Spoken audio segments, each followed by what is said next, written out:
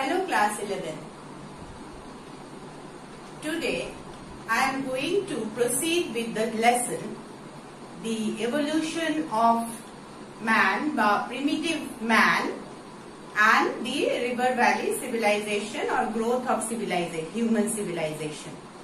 Now so far we have discussed about the evolution of the hominid species, how they have emerged and how they have developed in their structure. Today we are going to discuss about their settlements. How did they settle down gradually on the earth? Now the early species of hominids, we get the information from only the archaeological sources. That means the articles that have been found from underneath the earth. And basically we have found the tools used by the early men made up of stones.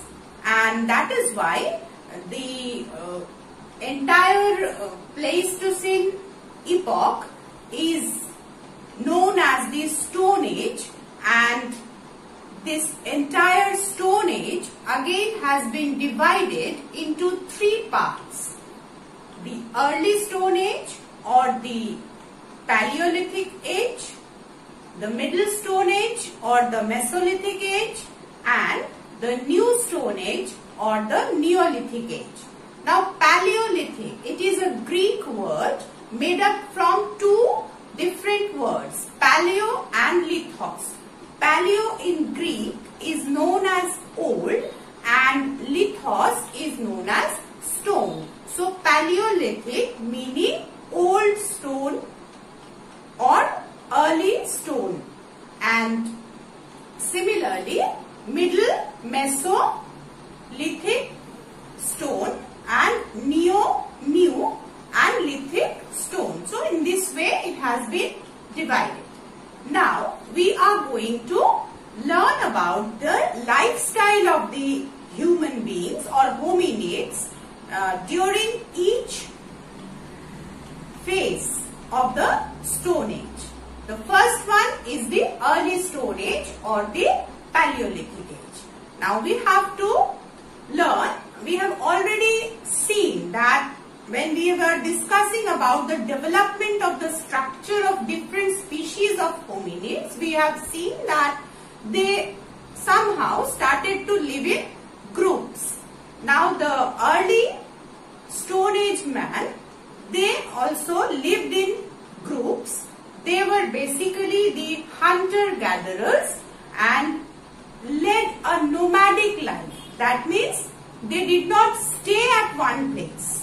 They had to move from place to place in search of food. They stayed for a time being at a place, and when the food quantity of that area was diminished, they used to move on from there and went to a new area where they could find the food and shelter. So they were hunter-gatherers, used to lead a nomadic life, and they ate raw flesh of the animals and the fruits and nuts that they could have found from the trees and underground of the trees. The early Stone Age man, he had known the use of fire, but he did not know how to light the fire. He had no, in the beginning he had no knowledge as far how to light the fire, but he had seen the fire. He had been afraid of it like other animals.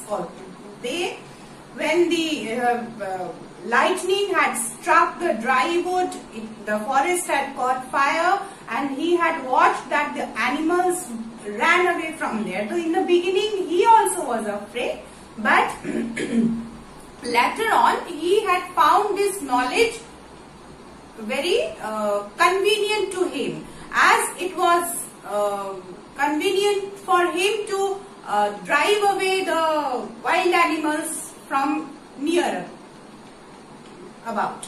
And then he had been able to get the warmth from the fire, and then he could see in the dark. So he used to live there. They could not know, they did not know rather how to make the houses. So they used to live in the sheltered cave of the mountains, and it was dark. When the sun was set, it was completely dark. So when they found the fire from the forest fires, they found that it could light in the dark, it could give the warmth, and it could help them to drive away the wild animals.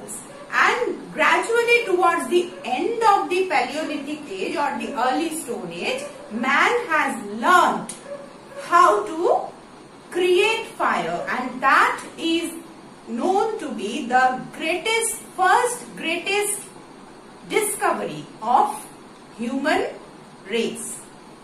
The discovery of fire was the first major discovery of the human race. And then they used to worship the forces of nature and used to cremate, they used to bury their dead bodies. Now, they used to worship the forces of nature in fear, like lightning, thunder, rain, sun, the heat of the sun. They could not know, they could not understand how were they created, and that is why they used to be afraid of these things, and so they worship these natural things out of fear. So this was the lifestyle of the early or the Paleolithic age man. Now slowly, during the early Stone Age, the man used to make stone tools, but those stone tools were very crude, coarse to touch and hold, and they were very much blunt in shape. And so that the man had not learned how to chip off the edges. Slowly, towards the end of the Paleolithic age, he started to learn the sharper edged stones that were much more effective in killing or hurting the wild animals. So he started to chip off the edges of the stone tools and made the tools much sharper. But this happened towards the end of the Paleolithic age, and gradually they moved to the Middle Stone Age, when the stone tools started to become smaller and sharper. They started to use these stone tools to hunt the swift moving wild animals as well as to dig the ground. So this part, the end of the Paleolithic age and the beginning of the Neolithic age, this in between period is known as the Middle Stone Age or Mesolithic age, where the man had learned to make smaller and sharper stone tools, attach them to the wooden handles, and then these stone tools, they have a special name. They are known as microliths. Micro means small and liths means stone. So microliths, they were known, the smaller and sharper stone tools used by the man, early man. And then this age, this Mesolithic or Middle Stone Age, man has learned to domesticate animals. Domesticate animals, and he had first domesticated animal was dog. Dog was man's first animal friend, and gradually he had started domesticating animals for their meat, for their milk, for their wool, all these things. And the farm animals like farming, the birds, poultry, they started to keep the birds for their eggs also. And now they moved on to the new Stone Age or Neolithic age. Now this is known as Neolithic Revolution by historian Gordon Childe.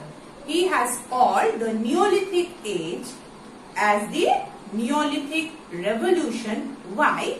Because of certain drastic changes in the lifestyle of human being. What was the first change? That man had learned how to produce food.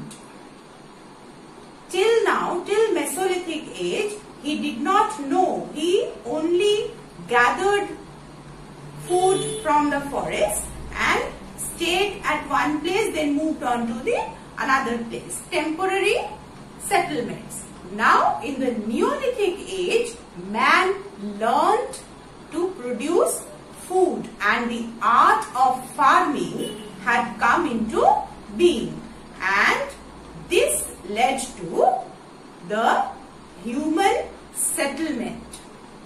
Man started to settle down at one place permanently. Okay. Now, on the banks of rivers or lakes where the availability of water and the fertility of soil was available, so man started to settle down over there and the settled life had started. Also, another important invention that man has created was the invention of potter's wheel. Now, till now, man did not know how to create permanent vessels. He used to thread the baskets and used to keep his grains or whatever was remaining. But keeping liquid was very difficult. So, now the potter's wheel, with the help of the potter's wheel, man started to make pots and used to burn them in the fire in order to make them sturdy, and then the problem of keeping the liquid was over. He had learned how to keep the liquid in the earthen pots. Besides this, the art of spinning and weaving, the wheel also helped man to learn the art of spinning and weaving. So the use of cloth came into being. Also, it brought about a tremendous change in the mode of transportation. Wheel helped man to move from place to place much easier and faster. So all these things had led the historian Gordon Childe to call this age Neolithic Revolution. And the lifestyle also accordingly started to change. The community life started in the Neolithic age. The concept of family has started. The development of language has started. So social life of man has begun in the Neolithic age. And also he had learned a basic of the political structure, like started to settle at one place. So it was a tribal way of life, and in this tribe they used to select a leader to lead that tribe. So the concept of a leader or the king is gradually developing during the Neolithic age. Now, Neolithic age gradually turned into the Chalcolithic age or Copper Bronze age, when man has started to learn the art of making tools with the help of metals.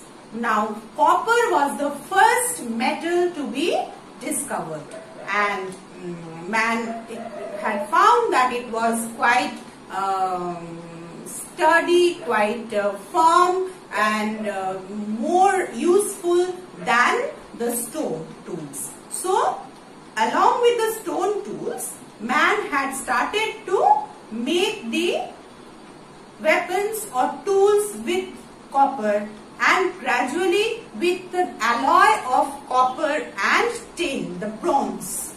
So, this age is known as the Copper Bronze Age, and most of the ancient river valley civilization belong to this Copper Bronze Age, about which we are going to learn later on.